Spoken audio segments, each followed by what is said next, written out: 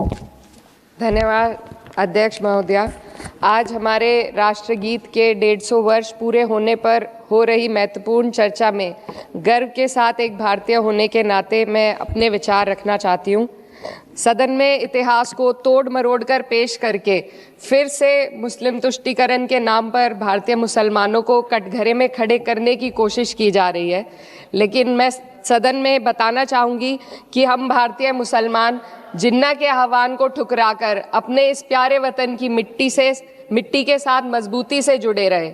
हमने महात्मा गांधी, बाबा साहब डॉक्टर भीमराव अंबेडकर, रविंद्रनाथ टैगोर जी, सुभाष चंद्र बोस जी, मौलाना अबुल कलाम आज़ाद, अशफाक उल्लाह खां साहब के विचारों को अपनाया। हम भारतीय मुसलमान इंडियंस बाय चॉइस हैं, बाय चांस नहीं। वंदे मातरम के किन छंदों को राष्ट्रगीत के तौर पर अपनाया जाए, यह फैसला सर रविंद्रनाथ टैगोर और सुभाष चंद्र बोस जी जैसे नेताओं के परामर्श के बाद हुआ। क्या अब हम उन महान नायकों की समझ पर प्रश्न चिन्ह उठाएंगे? उन्हें देश को बांटने वाला और तुष्टीकरण करने वाला कहने का पाप करेंगे? उन महान हस्तियों ने वंदे मातरम के उन छंदों को अपनाया जिन्होंने देश के हर वर्ग, हर धर्म के मानने वालों को एक सूत्र में पिरोने का काम किया। और मैं एक घटना आप लोगों के सामने रखना चाहती हूँ। वर्ष 1998 में उत्तर प्रदेश सरकार के मंत्री रविंदर शुक्ला जी ने स्कूलों में राष्ट्रगीत को गाना अनिवार्य कर दिया था।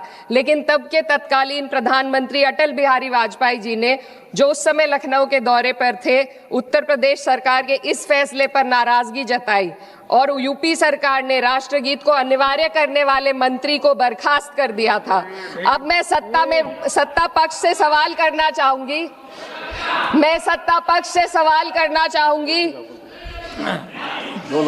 बोलने दीजिए। मैं सत्ता पक्ष से सवाल करना चाहूंगी कि जो विजन आजादी के समय के लोगों का था राष्ट्रगीत को स्वेच्छा पर छोड़ने का, उसी का अनुसरण माननीय अटल बिहारी वाजपेयी जी ने किया, तो क्या वह भी मुस्लिम तुष्टीकरण कर रहे थे? जी नहीं, अटल बिहारी वाजपेयी जी राजधर्म निभा रहे थे। देश में सब धर्मों को एक साथ लाना, सबके जज्बात का एहसास करना ही सबसे बड़ा राष्ट्रवाद है। माननीय अध्यक्ष महोदया, आज हमें वंदे मातरम के असली भाव को समझना जरूरी है। यह गीत तो देश के जल, जंगल, जमीन, हरियाली और निर्मल हवा की वंदना को समर्पित है। यह भारत की जन जन की मंगल कामना करता है कि भारत का हर नागरिक स्वस्थ रहे, सुरक्षित रहे और सम्मान के साथ जी सके। सुजलाम सुफलाम का अर्थ है, सुनिए, ऐसा देश जहां स्वच्छ और पर्याप्त जल हो, जहां नदियां जिंदा हो, बहती हो, जीवन देती हो। अध्यक्ष महोदय, लेकिन अब जरा यमुना का हाल देखिए। दिल्ली प्रदूषण नियंत्रण समिति की 2025 की रिपोर्ट बताती है कि यमुना के कई हिस्सों में बीओडी स्तर 127 mg पर लीटर है तक पहुंच चुका है, जबकि किसी जीवित नदी के लिए ये 3 mg पर लीटर से कम होना चाहिए। ये सिर्फ नदी का संकट नहीं है, ये किसान का संकट है। नमामि गंगे के नाम पर हजारों करोड़ रुपए खर्च हो गए, लेकिन सच्चाई ये है कि आज भी गंगा और यमुना के किनारे किसान मजबूरी में उसी जहरीली पानी से खेती कर रहा है। वही जहर अनाज में उतरता है और वही जहर किसान की जिंदगी को धीरे धीरे खत्म कर देता है। अध्यक्ष महोदय, जब पानी जहर हो जाएगा तो सुजलाम कैसे होगा? जब किसान बर्बाद होगा तो सुफलाम कैसे होगा?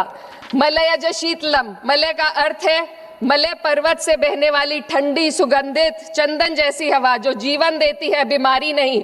आज मैं इस सदन से पूछना चाहती हूँ, क्या आज के भारत की हवा मलयज शीतलम है? नहीं अध्यक्ष जी, बस संसद से बाहर कदम रखिए, एक गहरी सांस लीजिए। ये चंदन की महक नहीं, ये जहर है जो आपके हमारे फेफड़ों में उतर रहा है। दुनिया के 20 सबसे प्रदूषित शहरों में से 13 भारत में है। दिल्ली की हवा में सांस लेना मानो रोज 20 सिगरेट पीने जैसा हो। भारत हर साल सर्दियों में जहरीली हवा के प्रकोप में घिर जाता है। AQI गंभीर स्तर पर आ जाता है। ठंडी हवा का सपना अब गैस चेंबर की हकीकत बन चुका है। हम वो देश हैं जहां सरकार प्रकृति पर बने गीत का मान मर्दन तो करती है, पर उसी प्रकृति, जंगल, हवा, पेड़ को बचाने वाले कानूनों को धीरे धीरे खुद ही खत्म कर रही है। ये है आज के हमारे मलयज शीतलम की अफसोसजनक सच्चाई। अगर हम हवा को साफ नहीं कर पाए तो न सुजलाम बचेगा, न सुफलाम बचेगा। माननीय अध्यक्ष महोदया, सस्य श्यामलम का अर्थ है ऐसा देश जहां उपजाऊ जमीन हो, जहां खेत फसल से भरे हो और किसान कर्ज और निराशा में न डूबा हो। आज किसान सिर्फ मौसम से नहीं लड़ रहा, वह प्रदूषण, नीतियों की बेरुखी और सिस्टम की नाइंसाफी से लड़ रहा है। एक तरफ कॉरपोरेट के लोन माफ होते हैं, दूसरी तरफ किसान को उसकी वाजिब एमएसपी भी नहीं मिल पाती है। आप ग्लोबल सुपर पावर बनने की बात करते हैं, लेकिन हमारी पर कैपिटा इनकम दुनिया में 136वें नंबर पर है। हम अपने छोटे पड़ोसी देश से भी पीछे हैं। हमारे लोग $2,500 तक भी नहीं कमा पा रहे एक साल में, और जिन अरबपतियों की ये रक्षा करते हैं वो इतना पैसा एक सेकंड में कमा लेते हैं। आज वंदे मातरम को बुनियाद बनाकर राजनीति की जा रही है, लेकिन जमीन पर जंगल पूंजीपतियों को सौंपी जा रही है। आदिवासियों को उनके घरों से उजाड़ा जा रहा है।